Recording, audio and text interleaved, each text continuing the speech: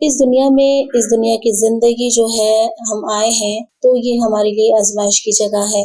یہ دنیا آرام گاہ نہیں ہے، سیر گاہ نہیں، یہ تماشا گاہ نہیں، یہ قیام گاہ نہیں، یہ امتحان گاہ ہے۔ افسوس کہ ہم نے اسے چراگاہ بنا رکھا ہے۔ ہم سمجھتے ہیں کہ کھا پی کر زندگی گزر جائے گی، ہرگز نہیں۔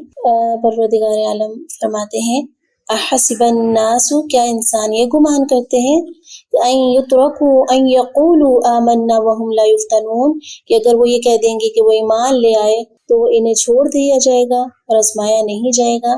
اللہ تعالیٰ نے پہلے لوگوں کو بھی آزمایا اور بعد کے لوگوں کو بھی آزمائیں گے۔ اللہ تعالیٰ نے کھرے اور کھوٹے کو الگ کرنا ہے چھانٹ کر، اور اللہ تعالیٰ یہ دیکھنا چاہتے ہیں الذی خلق الموت والحیات لیبلوکم ایکم احسن عملا، کہ اس نے یہ موت اور زندگی کا یہ سارا نظام کس لیے بنایا؟ یہ کوئی کھیل تماشے کے لیے نہیں بنایا، بلکہ اللہ یہ دیکھنا چاہتے تھے کہ تم میں سے اچھے کام کون کر آتا ہے۔ لہٰذا ساتھیوں، ہمیں اس دنیا کی زندگی میں اپنی شخصیت کو سنوارنا ہوگا، اپنے کردار کو بہتر بنانا ہوگا، اچھے اخلاق کو اپنانا ہوگا، آپ صلی اللہ علیہ وسلم کی زندگی کو دیکھ کر اپنی شخصیت کی تعمیر کرنی ہوگی، اللہ کا بندہ بن کر اس دنیا کے اندر زندگی گزارنی ہوگی۔